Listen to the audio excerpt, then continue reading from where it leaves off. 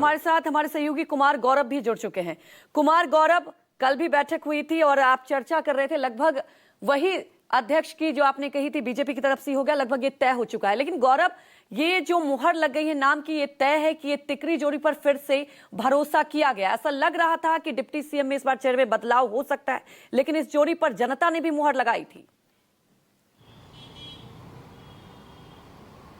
देखिए, बिल्कुल परंपरागत तौर पे अगर बात करें तो अमूमन यही होता था कि 2005 से 2013 तक सुशील मोदी डिप्टी सीएम थे। उसके बाद नीतीश कुमार आरजेडी के साथ चले गए थे, यानी महागठबंधन में चले गए थे।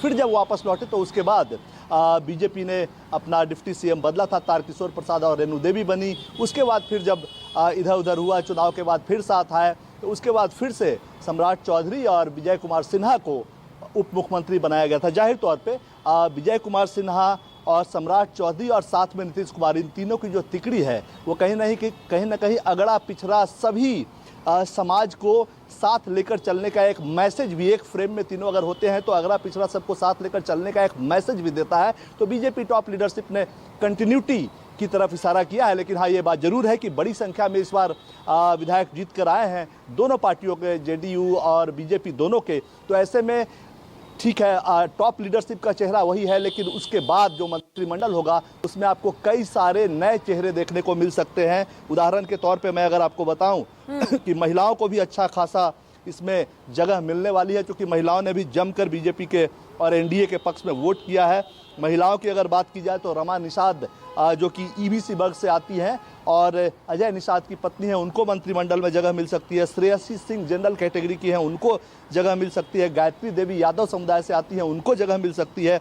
इसके अलावा नए चेहरों की अगर बात करेंगे तो रत्नेश कुशवाहा, त्रिविक्रम नारायण सिंह, रोहित पांडे, रजनीश कुमार, मनोज शर्मा जैसे कई चेहरे हैं जिनको मौका इस नए मंत्रिमंडल में मिल सकता है। टॉप लीडरशिप में कंटिन्यूटी बीजेपी रखेगी। उसके बाद जो कैबिनेट बनेगा, जो 15 मंत्री बनने हैं बीजेपी के कोटे से, उसमें आपको कई सारे 50% से ज़्यादा आपको नए चेहरे देखने को मिलेंगे, ताकि पुराने जो हों उनके एक्सपीरियंस का लाभ हो, नए भी ट्रेनिंग लेकर आगे की जो लीडरशिप है उसको वो बीजेपी की नई पौध जो है आगे के लिए वो तैयार हो सके। क्योंकि अब जो जिस स्थिति में बिहार की राजनीति बढ़ी है, तो अब कहीं किसी के इधर उधर जाने का कोई ऑप्शन नहीं है। बीजेपी के पास 89, जेडीयू के पास 85 के आसपास, बाकी 19 चिराग के पास है, 5 हम के पास है, 4 उपेंद्र कुशवाहा की पार्टी के पास है। विपक्ष एक तरह से नील हो गई है, तो 25 आरजेडी के पास है और कुल मिलाकर काफ़ी कम संख्या होती है। तो कहीं बदलाव की संभावना नहीं है। अब बीजेपी देखती है कि एनडीए के साथ भी और अपनी संख्या को भी अब आगे के चुनाव में और आगे लेकर जाना है।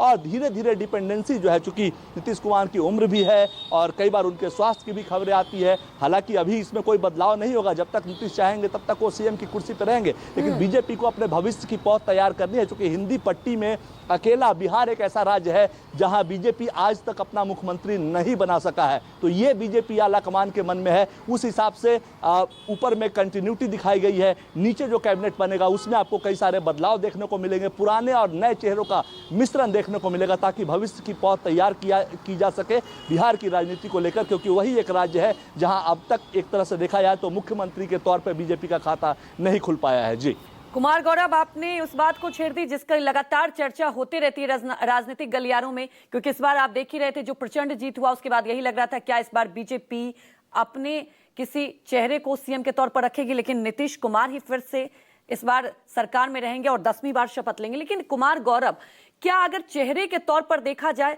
सम्राट चौधरी की बात की जाए, युवा भी हैं, फिर से भरोसा जताया गया, लव कुश की जोड़ी नीतीश कुमार के साथ उनकी बनती जा रही है, तो क्या आने वाले वक्त के लिए इस चेहरे को और ज्यादा पॉलिश करेगी बीजेपी? देखिए, बिल्कुल बीजेपी अमूमन यही करती है, और खासकर ऐसे राज्य में जहां उसका अभी तक कोई मुख्यमंत्री नहीं है और भविष्य में ऐसा देखने को मिल रहा है कि आने वाले समय में उसे चांस मिल सकता है कि उसका भी अपना मुख्यमंत्री बिहार में बन सकता है। तो ऐसी स्थिति में सम्राट चौधरी पिछड़े वर्ग से हैं और पूरा समीकरण, लौकुश समीकरण को साधते हैं, और कहीं ना कहीं टॉप लीडरशिप जो बीजेपी की है उसका उनको विश्वास भी प्राप्त है। और एक लड़ाका चेहरा आप कह सकते हैं कि विपक्ष से लड़ने वाला एक लड़ाका चेहरा भी सम्राट चौधरी के अंदर बीजेपी आलाकमान देखता है। लिहाजा आपको याद होगा तारापुर में जब जहां से विधानसभा चुनाव लड़ रहे थे सम्राट चौधरी, वहां अमित शाह सभा में गए थे और वहां उन्होंने कहा था इन्हें बड़ा आदमी बनाऊंगा। तो ठीक है, अभी वो डिप्टी सीएम पहले भी थे, अभी भी रहेंगे, क्योंकि अभी कोई वैकेंसी नहीं है बिहार में, क्योंकि नीतीश कुमार ही टीम एनडीए को लीड करने वाले हैं। लेकिन हाँ, भविष्य के लिए उसकी तैयारी जरूर की जा रही है और उनके चेहरे को निखारा जाएगा और इसीलिए लगातार प्रयास किया जा रहा है कि मुख्यमंत्री के पास जो महत्वपूर्ण मंत्रालय है उसमें से एक मंत्रालय गृह मंत्रालय के तौर पे बीजेपी के कोटे में दे दिया जाए, ताकि सम्राट चौधरी को वो दें और फिर वो इस तरह से काम करे कि एक पैन बिहार उनका इमेज बने। अभी एक पॉकेट के या एक जाति वर्ग विशेष के वो नेता के तौर पे अच्छी तरह से स्टेब्लिश्ड हैं, इसमें कोई दो राय नहीं है। लेकिन बिहार, अगर आप पूरा ओवरऑल बिहार की बात करेंगी तो उस स्तर तक अभी सम्राट चौधरी नहीं पहुंचे हैं और पार्टी का ये दायित्व होता है कि जब आप किसी को चुनते हैं तो आप उसको इस लायक पद दें, इस लायक का मंत्रालय दें और उसको इस स्तर से आगे बढ़ाएं कि वो कम से कम पूरे बिहार का बीजेपी के नेतृत्व के तौर पे देखा जाने लगे। तो और वही प्रयास लगातार किया जा रहा है और इसलिए चुनाव में भी गृह मंत्री ने, अमित शाह ने कहा था कि उन्हें बड़ा आदमी बनाना है और अब प्रयास ये हो रहा है कि नीतीश कुमार के पास जो कुछ महत्वपूर्ण मंत्रालय हैं उनमें से कोई एक मंत्रालय अदला बदली करके ही सही वो सम्राट चौधरी को दिया जाए, ताकि उनकी राजनीति और चमके और पैन इमेज, जिस तरह से लालू, तेजस्वी, नीतीश कुमार का एक पैन बिहार अट्रैक्शन है, उस तरह से सम्राट चौधरी का भी मास लीडर के तौर पे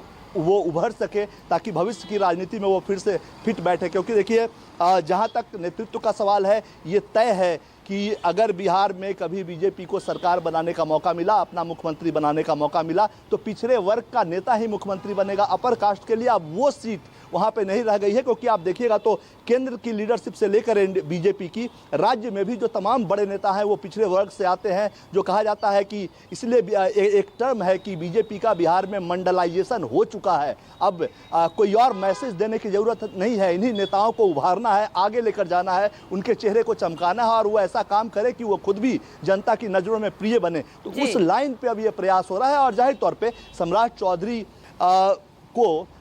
चौधरी में बीजेपी को अपना बिहार में भविष्य नजर आता है, इसमें कोई दो राय नहीं है। और यही वजह है कि आपने पिछले बार हर बार का जो ट्रेंड था उसको बदलते हुए, जैसा कि आप जानते हैं 2005 से 13 सुशील कुमार मोदी रहे, उसके बाद फिर जब नीतीश कुमार के साथ सरकार बनी तो रेणु देवी और तारकेश्वर प्रसाद को बनाया गया। फिर अगली बार जब सरकार बनाने का मौका आया, 2 डिप्टी सीएम बनाने का मौका आया, तो सम्राट चौधरी और कुमार गौरव, और ये कहा भी केशव मौर्य की ये जोड़ी फिट भी है और हिट भी है। आप हमारे साथ लगातार बने रहिए, आगे भी आपके पास चर्चा करेंगे। लेकिन इसी बीच बड़ी खबर ये बता रहे हैं कि दोपहर 3:30 पर पटना में एनडीए की बैठक होनी है। सीएम पद को लेकर नीतीश कुमार के नाम पर मुहर लगेगी। तो करीब 3:30 बजे आज बैठक होगी और एनडीए की बैठक के बाद नीतीश कुमार इस्तीफा सौंपेंगे और कल 10वीं बार शपथ लेंगे नीतीश कुमार। जेडीयू की आज बैठक थी, जेडीयू में विधायक दल के नेता चुन लिए गए हैं नीतीश कुमार।